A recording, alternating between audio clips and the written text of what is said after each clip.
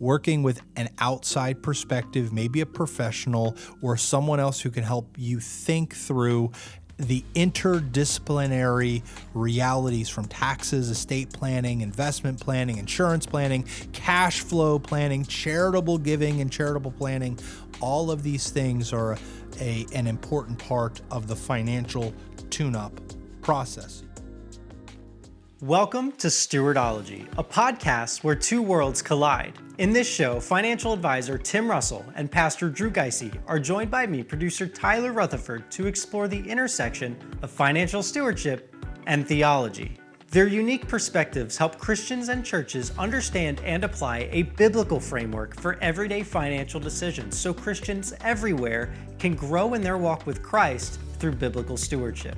Before we get started, we just wanted you to know that the topics discussed in this podcast are for general information only and are not intended to provide specific investment advice or recommendations. Investment and investment strategies involve risk, including the potential loss of principal, and past performance is not a guarantee of future results. Securities and advisory services are offered through Genius Wealth Management, member FINRA, and SIPC. Without further ado, here are your hosts, Tim Russell, Drew Gysi, and Tyler Rutherford. Hi, everybody. Welcome to another episode of the Stewardology Podcast. I'm Tyler, and I'm here with Tim Russell. Hello. And Drew Gysi. Hey, everybody. So today we're talking about the 4 steps to tune up. I am so excited. You said tune up? I was so looking forward to this episode. You know, I'm working on my old car right now, and Drew, I got all the plugs out. That's not when the I kind of tune-up. That's not the kind of tune-up we're talking about. Tim, no points and condenser. Look, it's not just we don't want everyone to unsubscribe. We would love for us to talk about a financial tune-up, not tuning up your automobile. Tuning up your financial lives. Why didn't you tell me this? We're heading into the new year. Why didn't you tell me this beforehand? I worked on my car for this episode to bring everything up to speed. Drew, you can't help stupid. Wow. I'm not even going down that path. Well, I'll help you start your car podcast, Drew, and you can talk about tune-ups all you want. As long as you work on his car as you do it. I'll do it. That's right. I'll do it. Yeah, so today we're talking about 4 steps to tune up your finances. The reality is most people, they only react when it comes to their finances. A lot of people, they don't think ahead, they don't think proactively. The reality is, something bad happens and then we react to it. And we don't ever feel like we're getting ahead of whatever it is that's coming our way. That's where a financial tune-up could be a really good and beneficial thing for us to do. Similar to how cars require tune-ups. Drew, I'm sure you could speak in depth into this. A little bit. Yeah, I think I can do that. But generally speaking, tune-ups are proactive. It helps you avoid future problems. Absolutely. So today what we're not doing is diagnosing issues, a bad budget. We're not going into that. We're going to look at a couple of steps that you can take to maybe avoid some future problems within your own budget. So as we get into this, what is step number 1 in our 4 steps to tune up your finances? Well, the first step is you have to evaluate what's going on right now. And I think there's some key questions that you can probably bring into this to help with the evaluation. And I think one question is, what's going right? What are you doing that is working? Are you consistently paying your bills on time? Do you have an emergency fund? And maybe just for the immediate emergencies, or maybe months down the road, 3 months we encourage at least, maybe up to 6 months. Am I putting money into my retirement accounts? And I think there's other questions that we have. Aren't there a few others? Well, yeah. I think it's really important to start with the positive, because tune-ups, usually we're thinking about tune-ups when something's going wrong. The negatives, yeah. Right. We're always focused on the negatives. And if we only focus on the negatives, we're going to be discouraged. Drew, you might differ with this. I don't know. I'm ready. A financial tune-up is has more psychology involved in it, more psychological baggage to it than when you're turning a wrench or trying to take care of a car or carburetor. I don't know. You might disagree. Well, 'cause no, it can cause some psychological damage as you focus on yelling, screaming at your car. Well, and I have done that recently, as I shared in the last podcast. I had my car up on the lift for 2 hours, and I couldn't figure out where the antifreeze was leaking. But the thing is, you're right. There is a greater psychology when it comes to the money, because usually when you're dealing with a car, it's you see it, you fix it. It's a cause and effect, and do it, get it done. Where with money, there's so many nuances that are there that you got to work through. So the car is other than you. Your money is so connected to you. Like you carry it with you all throughout your life. And in many respects, what you have with money is some way connected to your success or failure with money. Yeah. Yeah. Okay. So you said a couple other questions. We can think about debt. Have you made progress in your debt? Have you paid off a lot of debt? Well, let's celebrate that. We could also look at, do you have a budget? Are you sticking to it? Are you at least trying? Like, again, celebrate the wins. Take the wins that you can get. So what's our next thing? I was going to ask Tyler, but Tim was going to jump in. But we'll have Tyler jump in. Tyler, what's the next question we got to ask? Yeah, this might be the more common question when you're dealing with issues, but what's going wrong? You know, are you carrying high balances on your credit cards? Do you even know where your money's going each month? The reality is it can be tricky to know where every dollar is going if you're not tracking it, if you're not having a budget that you're sticking to. What's going wrong? Maybe you're not saving enough money and things keep coming up and you feel like it's like one step forward, two steps back every day, right? If it rains on Tuesday, it's every Tuesday. So that student loans, does it feel overwhelming? Like, what's going wrong? What's causing you to think about finances? What's causing you to stress about it? And the reality is if we're doing a tune-up and maybe we're not there yet where you're at a crisis level, but okay, there are some underlying things that I have to address. This could really help you get ahead of whatever those problems could be. I recently heard somebody talk about as they were driving home from work, financially they were a train wreck. And it wasn't somebody I was working with or whatever, but they were driving home from work, and almost every day they would stop at a convenience store and they would buy a candy bar. And the candy bars nowadays, what are they getting? $2-3? Yeah, more, it adds up or fast. more. But you think about that, take that times 5 days a week, an entire month, that's some good money going to bad choices. Yeah. So we think about some of these diagnostic questions. The next set of diagnostic questions are probably dealing with where are the pain points in your financial situation. So a couple examples would be, is there constant stress with credit card debt? Are you feeling like you're not making progress with your long-term goals? Is there fear for unexpected expenses potentially wiping out your savings? Did you know that I think the majority of Americans don't have enough to cover a $500 emergency expense? That's true. That's true.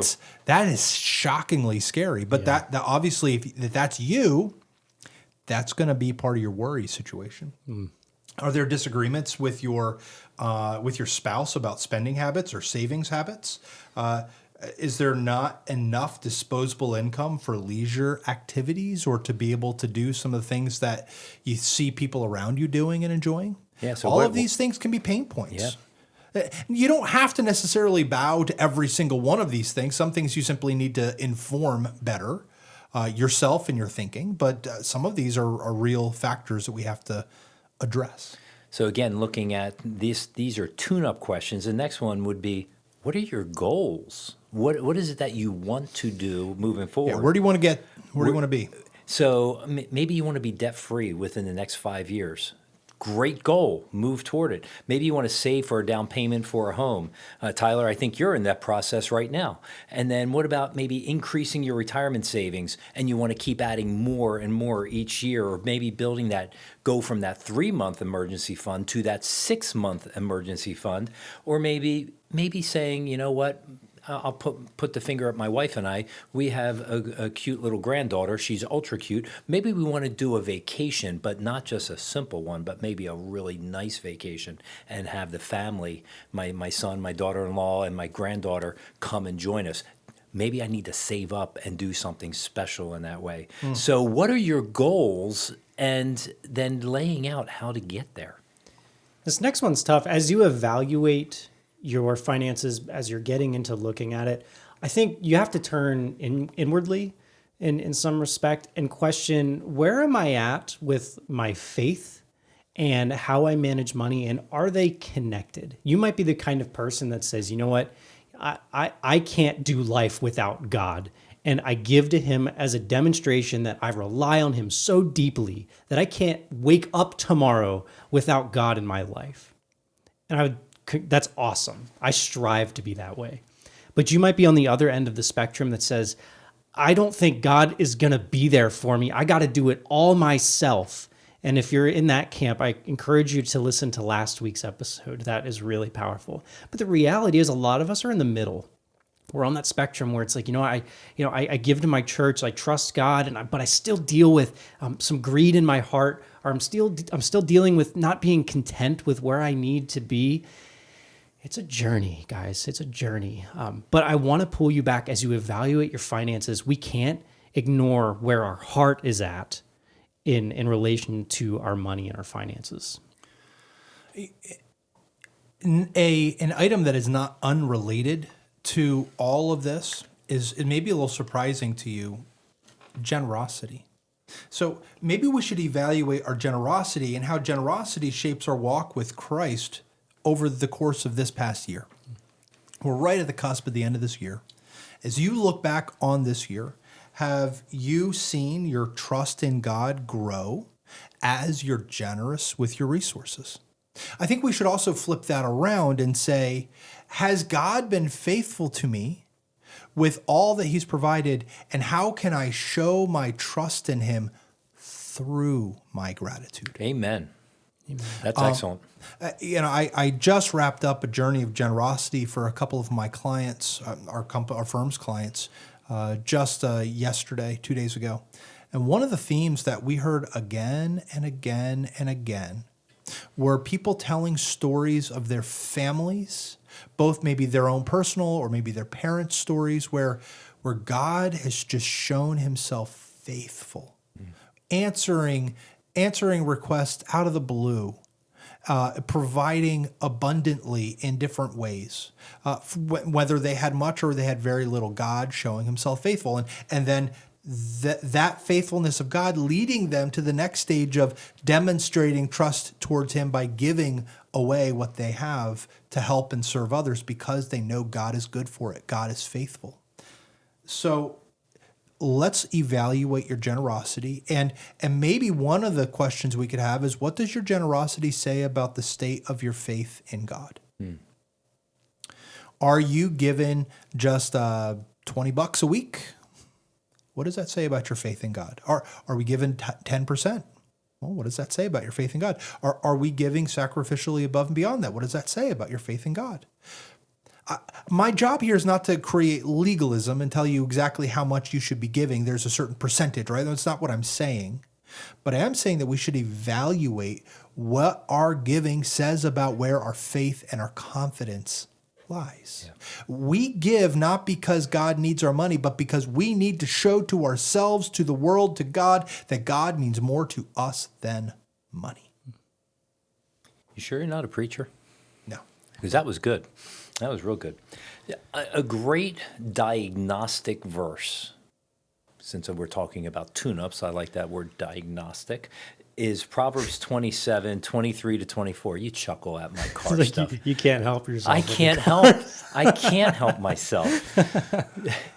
Proverbs 27, 23 and 24. Know well the condition of your flocks and herds. Give attention to your herds, for the riches are not secure, nor does a crown endure to all generations. Yeah. And it says, know well. Understand well the condition of your flocks and your herds. Know where things are at. Can I just say, as we're looking at this, that is that diagnostic, that evaluation question.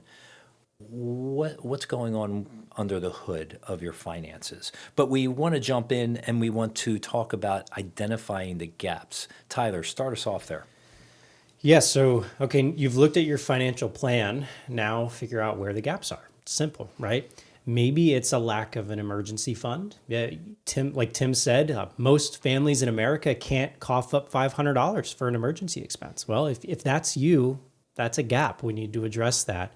What if it's overspending and living beyond your means? Maybe you do make good money, but you just spend a lot of money, and maybe you're adding debt to your credit card balance, and that's a pain point. That's a gap. I need to get better at that in my budget. You know what? This next one, let Tim jump on this one, because this is his wheelhouse.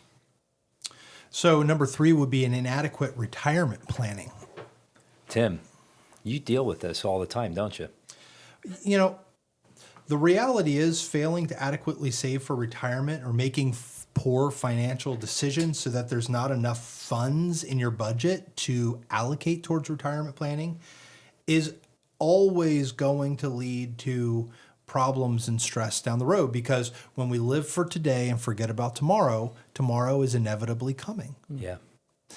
And because of that, there will be anxiety within your marriage, anxiety within you, not to mention adding more stress upon the broader family and maybe even the social environment in which we're in. We do need to save and prepare. So whether you can fully max out your Roth IRA or not, start somewhere. If it's $25 a month or $50 a month, start there. You start with what you can do. You deal with reality, not with ideal situations. Yes, ideally you'd be maxing out your Roth, but if you can't do that, $50, $100, let's start there. Let's start putting money away. Let's start growing that savings vehicle. Can I just have you speak to something real quick? Because this is something that has come up in a couple Life Institute seminars and doing some of the stewardship counseling that we do. And I've had people say, well, I got Social Security coming in down the road. Tim, that's what they're leaning toward. Could you just take a couple moments and speak to that? Because that ties in with this inadequate retirement savings that we're planning that we're talking about here. Yeah. Social Security is nice. It's nice if it's there. If it's there when you need it. It's not guaranteed. We have an underfunding problem. I'm not worried that Social Security is going away, but I do think benefits are going to be reduced and timeframes are going to be extended. So buyer beware. And secondarily, and it shouldn't even be secondarily, it should probably be the first thing. It was never designed to replace your income. Yeah. It was never designed to be the source of all of your income in retirement. It's a supplement.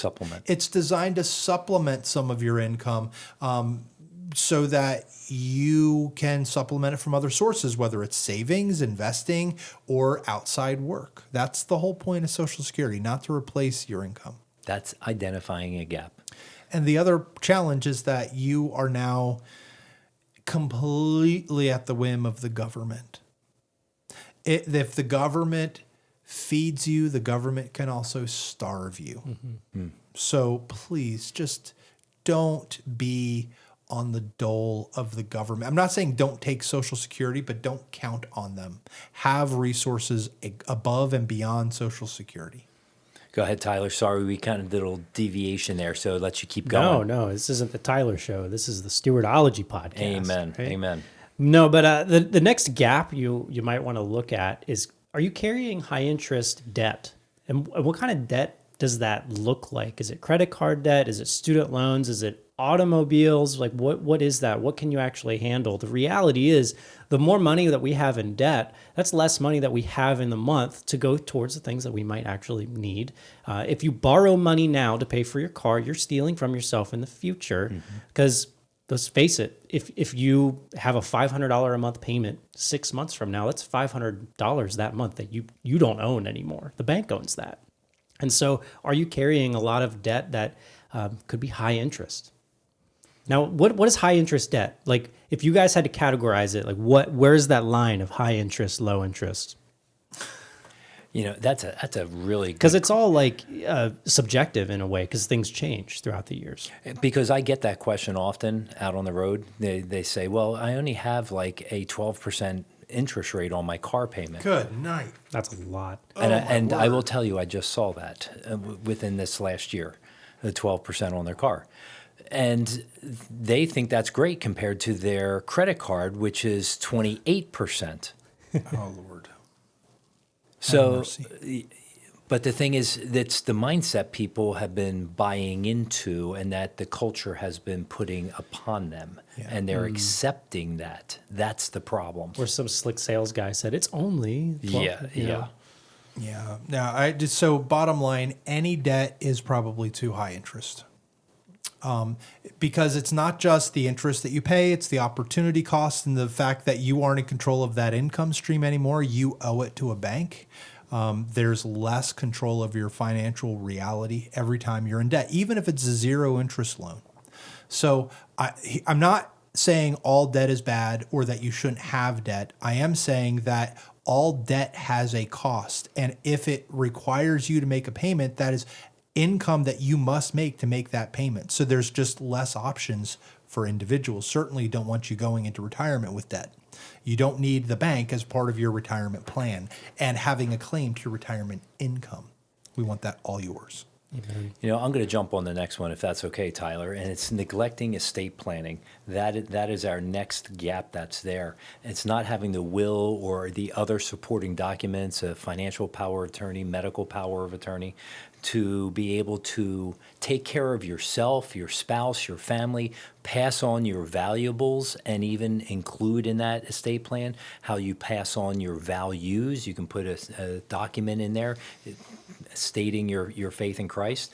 But again, I need to bring this up. We do our seminar across the country. I am blown away of this year, well over 100 estate plans we have handed to local lawyers across this country, well over 100 for people. And I will say a majority of those people are first-time estate plan doers. They have not done it before.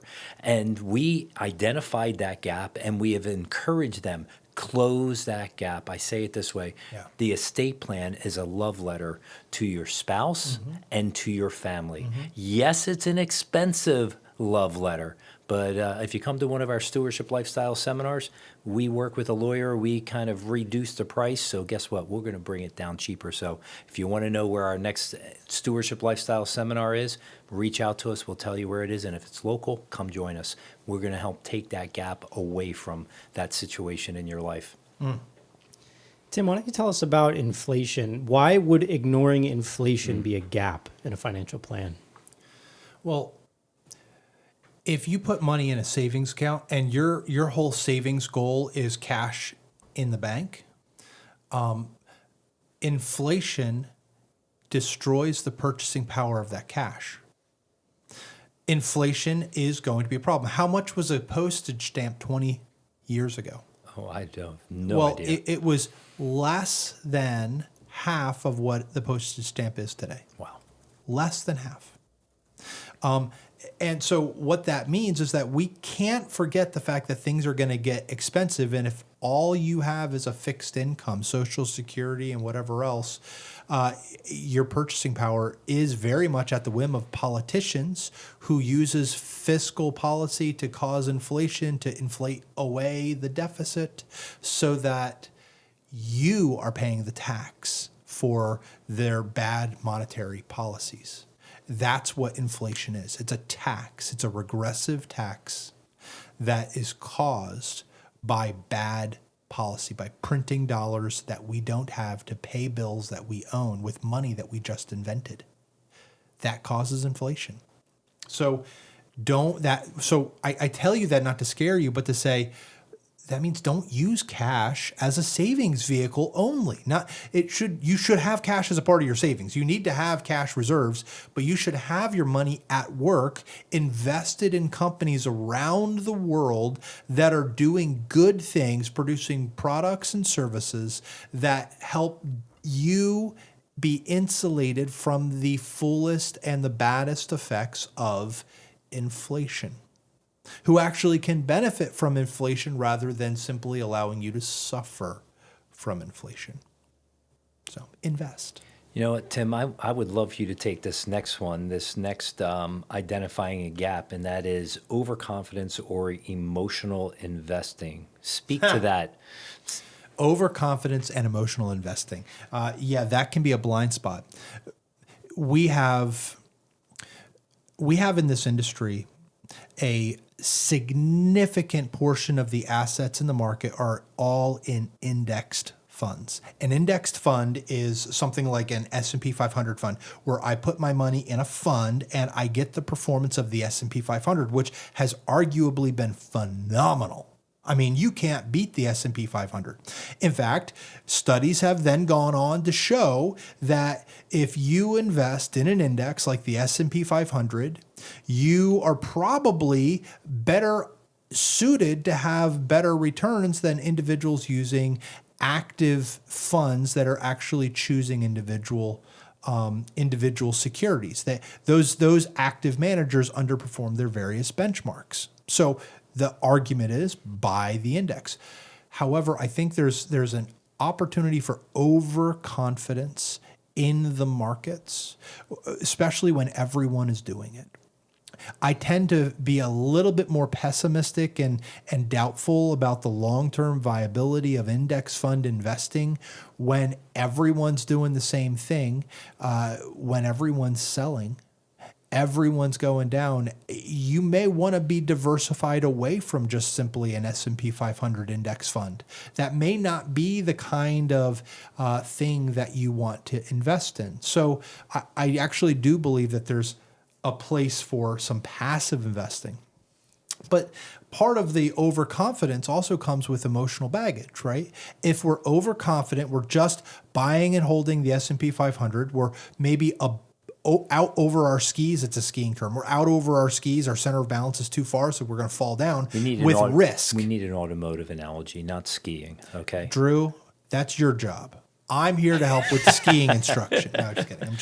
I'm just kidding. You don't want to get way too high on the risk spectrum, more than you can realistically handle. Yeah. And overconfidence will cause you to take on more risk than you need. And when the market goes against you, that feeling of everything's melting away, the future is dark, everything's going to go to hell in a handbasket. You're watching the news and the stock market news, which you should never do when the market's going down. Bad idea, causes you to make the wrong moves. So the other thing that we see is that there's a Dalbar study that shows people who invest in like an index fund like the S&P 500, their actual performance is something like 4%, 5% less than the actual index that they're investing in because of the reality of psychological investing. They're buying high and then they're selling low. They're not staying the course. They're not sticking to the plan. They're overconfident that they can be smarter than the market, and they're allowing their emotions to dictate the way they invest when things go poorly or are going too well. Don't just buy the bubble because everyone says it's going up. We talk about artificial intelligence. I am convinced more and more this sucker's a bubble. This bubble will eventually burst. The problem is the market can stay irrational longer than you can stay solvent. So I'm not betting against artificial intelligence. There's no way to really avoid it in one's portfolio, but we at the same time recognize there's bubble-like similarities to what's happening with AI, so be cautious. Don't necessarily avoid, don't go to cash, but at the same time, don't put all of your eggs in the AI bucket. There's danger there. Rocks in them waters. Using a sailing analogy here. Oh, sailing analogy. We're supposed to do tune-ups. It probably mirrors a little Dangerous road ahead. Falling rocks. Thank you. Much better. Much better. But it's still not a tune-up. But them rocks will tune your car up real well. They surely will. Or you'll need a tune-up afterwards. But you're talking about the AI stuff and the emotional investing. Think about that back to the .com bubble that was happening. Are there some similarities there in how people are trying to do some of the same things?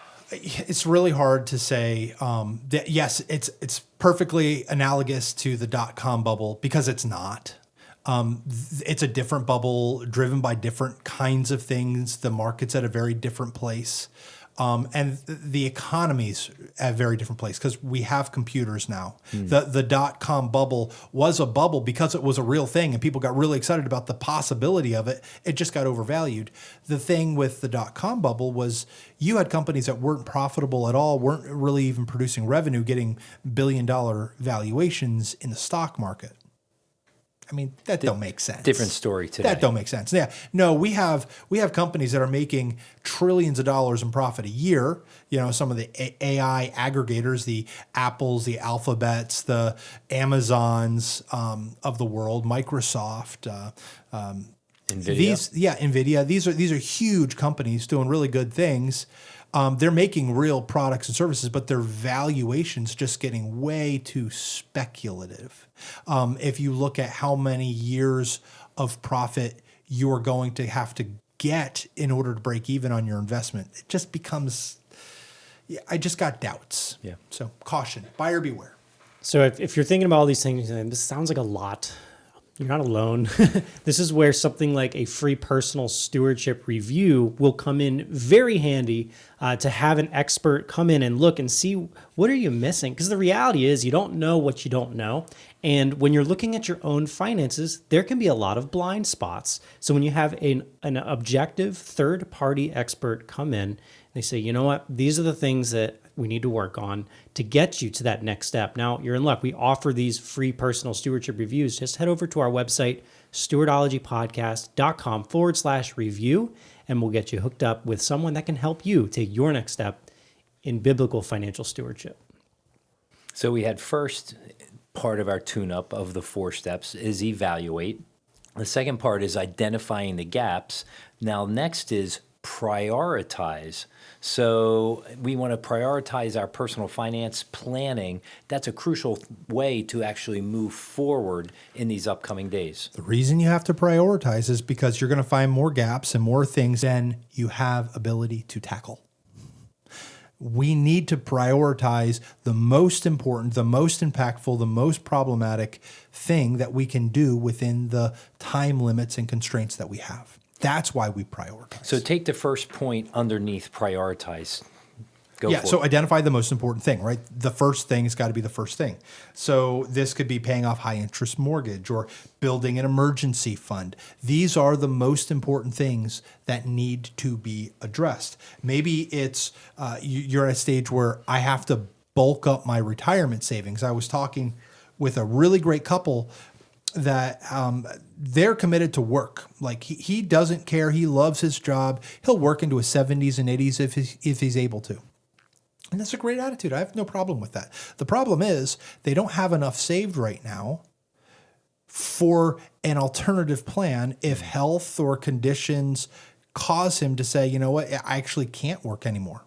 They laid me off, or the company's closing, or the economy's against me, or my health has failed. So the caution for him is right now the most important thing is to build your investment portfolio, save and invest. So it kind of depends on your context. What's the most important thing for you? Where's the glaring siren, light flashing, saying this is a warning, this is a problem, you have to fix this one thing. Whatever that thing is, find it, fix it. And that's where a financial advisor comes into play to be able to, they can actually see those things and identify, here's your top 1, 2, 3 in this order. Yeah. That you need to, am I right in saying well, that's actually part of what we do with the stewardship review. At the end, we try to wrap up with here are the 5 to 10 different things we want you to do. Number 1, update your will. Number 2, let's this is some of the low hanging fruit here. Let's reduce your tax withholding out of your paycheck so that you get less of a refund. Let's take that money and let's pay off debt. Let's build up savings. Let's start a retirement savings fund or a Roth IRA or get life insurance because you don't have any. So we'll look at the whole picture and give you a list of things that you can do to help you become an even better steward. Yeah, the next thing as you prioritize is you're going to have these goals, as Tim said. And you not only want to set your goals, you want to set your time frames, because what that's going to do is help you maintain focus as you strive towards meeting those goals. For example, one of the things that my family is working on right now is saving for a home, saving for that house down payment. And everything we're doing right now is kind of focused around, okay, how does this decision help or hurt us when it comes to this goal. And laser focus, it's really important. And that's where we're at. You might have the goal of, I got to get rid of this debt. I got to make this purchase, and it's going to help you move in the right direction. You can also track against success, especially when you set the goal and you have a time frame. You're a year in. You can see, am I on track? Exactly. Yeah. And the next one in our prioritize section here is accountability. Now, I got to bring into light, not everybody we speak to, they're married. So we got some singles that are out there, some widowed, divorced. And if that's the case, find that trusted friend. Preference would be someone who has the faith in Christ. That would be our goal. Someone maybe in your church, maybe it's a church leader that can come alongside and keep you accountable, keep you moving in that right direction, ask you those easy questions and even some of those hard questions. But to pivot on over, if you're married, that's your spouse. The two of you join forces together. You put this plan together. You have an actionable plan. You have your priorities. Now you're holding each other accountable.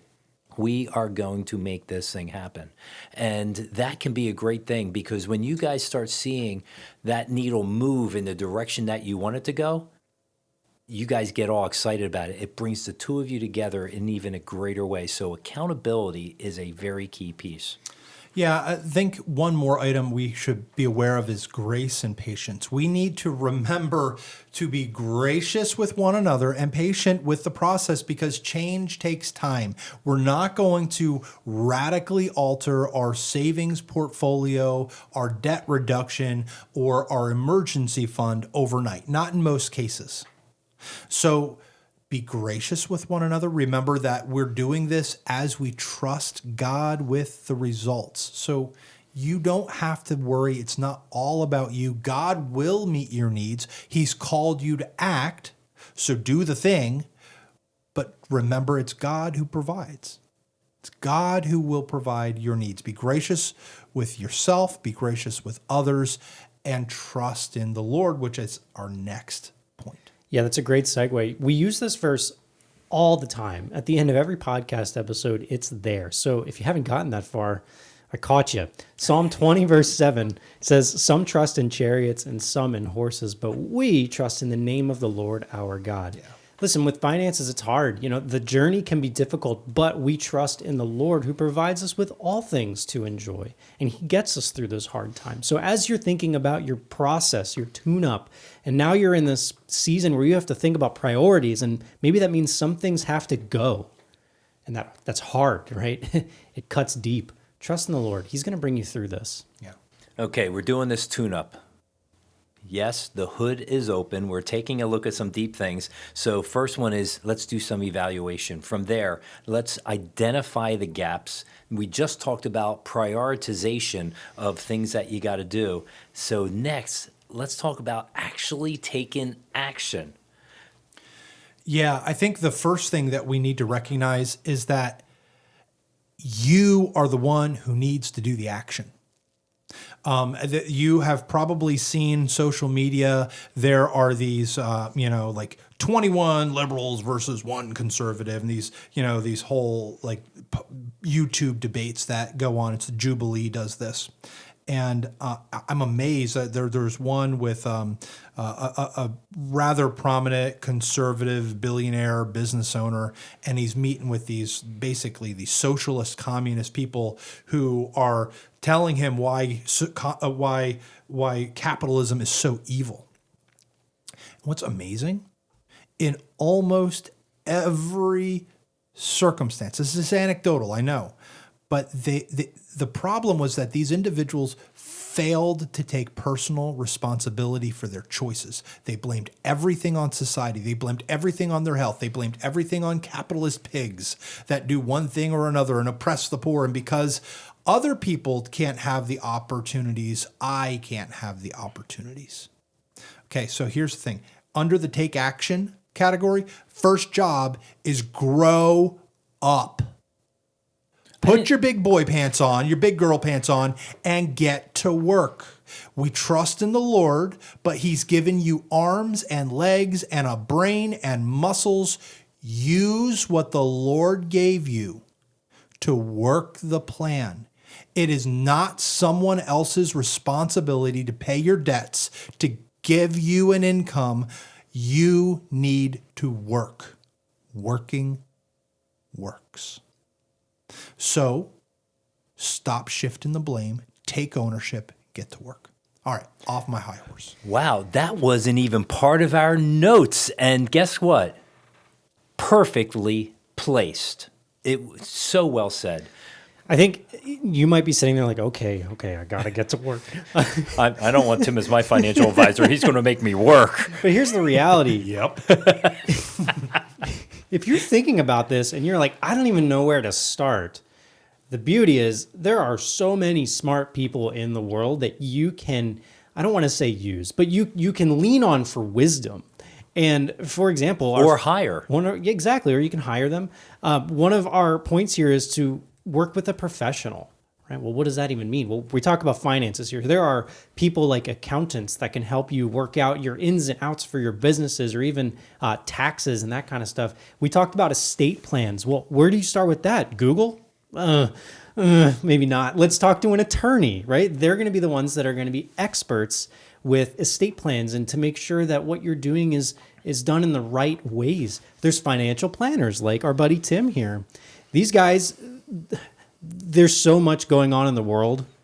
I don't even want to think about how to manage the little specific things in my investment. These guys are smart. They're going to help you figure out what you need to do to make sure you're set up correctly for your future. And maybe there's insurance professionals. Maybe here, get this, right? This is the situation I've been in. My wife and I were young. We're in our mid-late 20s, right? I needed to protect my wife in the case of something happening to me. Maybe I die. What happens to my wife? We needed life insurance, right? Term life insurance. And that's where working with an insurance professional and a financial planner, I was able to make sure that I got a policy that was right for me. So in the event of my death, my untimely death, my wife is taken care of, and she doesn't have to worry about stressing over income while she's trying to mourn me and take care of our little baby girl, right? So these people that you can surround yourself with and just ask questions to, they are invaluable to your planning for the future. Highly recommend it. And one of the other things is, as we talk about taking action, is maybe you need to leverage your network. There's people God has placed around you. I like to call it the body of Christ. And these are people that have gone through different things, seen different things, maybe have different skill sets, professional skill sets that you can lean on and or ask questions to get you pointed into the right direction. We do this often when we do our seminars across the country. I lean into the local leadership of that church and ask them, have you used any good Christian lawyers in your personally or your church, or do you know any of your leaders that have done so? And we're leaning into the network there to try to get us into the right place. And almost always, God provides that person to be able to help out. So lean into your network, leverage that to be able to get you moving in that right direction. So how often, we talked about this tune-up, there's 4 big steps to it. How often do we need to go through these steps? What do you think? Well, I think we need to kind of differentiate between financial reviews, or I'll call them inspections, and financial tune-ups. I think there's a differentiation that's there. So you need to be regularly looking at your finances, your budget, and all the nuances of things. You need to review it on, I'm going to say, monthly basis. Review where things are at. Regular check-ins, reviewing, and making those adjustments. My wife and I started the year, we had high hopes and high plans on different things, and we've had to adjust, modify, and change. A couple automotive repairs, some medical situations for myself through this year have had to divert monies out of those areas into other things. So those regular check-ins allowed us to keep on a path, but just an adjusted path, which is important. Contribution adjustments, maybe you need to change and modify some of those things. Resource allocations, reallocating different funds to pay down debt and other things, maybe you need to do that. And as you meet monthly, and sometimes it may be more often in the month, you may need to work towards some proactive problem solving because a bill came that was unexpected, a medical thing came unexpected. You wanted to pay it and take care of it, but now you need to tweak and adjust for the upcoming days of that month and maybe even the next month. So I think it's very important. These reviews should be regular and often. Bare minimum, one of you should be doing this if you're married. If not, I highly encourage both of you be involved. One person may be the driver, but the other person may be the passenger, but both people know where you're going. And I think that's important. Now, I do understand as we kind of think about these financial reviews, I talked about a monthly aspect. Tyler, why don't you talk about this? Because if I understand right, you are right in there every single month working on your stuff. Well, the reality is, Tim, I think your dad said this a lot. If you can't inspect it, you can't expect it. Yeah. And we've used that quote in the context of child rearing. But at the same time, we're in this season of really intensive goal setting and planning in my family.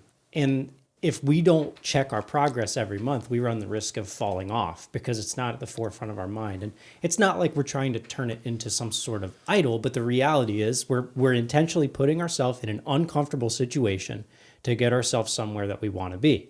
And we'd like to be in this uncomfortable situation. I use that in air quotes. It's actually a good setup, but we want to be there as little time as possible. So how do we get to where we want to go without falling off the path? For us, that's making sure we're looking at our progress, looking at our status, and doing that. Now, when we're in a place where we want to be, it might be less frequently. But the reality is, if you're in this season of really intensive planning and goal setting and trying to meet these goals, you're probably going to want eyes on more often than not. That's the way I see it. That's helpful. So the second category you talked about, the tune-up, would be the financial tune-up. Rather than just the inspection, maybe a more detailed financial tune-up. And the idea here is this is where you don't need to do this quite as often. There is some change with regularity based on the realities of your life. If you have a major life event that just happened or that's coming up, you may need to do this more frequently to make sure you've got things moving where they need to go. But this typically involves working with an outside perspective, maybe a professional or someone else who can help you think through the interdisciplinary realities from taxes, estate planning, investment planning, insurance planning, cash flow planning, charitable giving and charitable planning. All of these things are an important part of the financial tune-up process. So you need an objective perspective, you need expert guidance. That's where it really can come into the financial tune-up. If you're in basic maintenance mode, and you've got, you're just in your career, you're just following the plan, there's no storm clouds on the horizon, everything's fine. Maybe every 3 years is fine, 5 years is fine. If you're getting closer to like a retirement date or a major life change, more frequently would be wise. If you had a loss or a death or retirement or some other major disruption, that's where it may make sense to do it more frequently. So as we get down to the end of this episode here, what do we want you to do as a result of listening to this episode? We really would love for you to take the time and schedule a free personal stewardship review. I talked about this earlier in the episode, but let's face it, we don't know what we don't know. And the reality is too, the cost of something like this would normally be worth what? Over $1,000 to sit down for an hour or two and talk to a financial professional. It could be costly, which could actually be counterproductive to what you're trying to do. But what we do here is it's a ministry. We want to serve you. Our goal is better stewardship, and we want to help you do that. So make sure you head over to stewardologypodcast.com/review and get that free financial review that we're offering. When we do these reviews, we're looking at your financial goals. Maybe you need help defining them, right? Maybe we have to look at your family situation and see, what is realistic in that environment. Maybe we got to review your legal documents, tax returns, incomes, expenses, investments, debt, all the things that seem too big and scary for us to look at on our own. We want to help you in this way. Yeah. All right. Well, folks, it's time to wrap up our financial tune-up. And guess what? No spark plugs required. everything's okay. Although Drew, he still might be looking underneath your hood for some loose change or loose cords or who knows what's loose underneath there. So I will always be looking under the hood because I actually enjoy that. But you know what? In this episode, we've identified some of the gaps. We've evaluated things. I'd put them in reverse order. We've prioritized and we've taken action. And Tim even told us, take ownership, do it yourself. You know, all while trusting God all the more as we get moving forward on this journey of stewardship. You know what? A well-tuned up wallet and budget runs so much smoother than your nice V8 engine driving to church on a nice spring Sunday morning. So maybe it's time. Let's pop the hood open on your finances, on your stewardship, and let's make sure things are moving well so you're going to be able to get to where you want to get in the upcoming days. all right, until next time, take care, God bless, and watch out. Drew's walking around your car. He's looking to see what he can do. Goodbye. Thanks for joining us on the Stewardology Podcast, where financial stewardship and theology meet. We'd like to help you take your next steps in biblical financial stewardship. Subscribe in your podcast provider to get the newest episode delivered to you every week. Leave a 5-star rating and review to help new listeners find the show. Take advantage of your free personal stewardship review at stewardologypodcast.com/review. Be sure to follow us on social media and visit our website at stewardologypodcast.com for tons of free resources and hundreds of free episodes. You can also leave episode ideas at stewardologypodcast.com/idea. Remember, Psalm 20, verse 7, some trust in chariots and some trust in horses, but we trust in the name of the Lord our God. See you next week.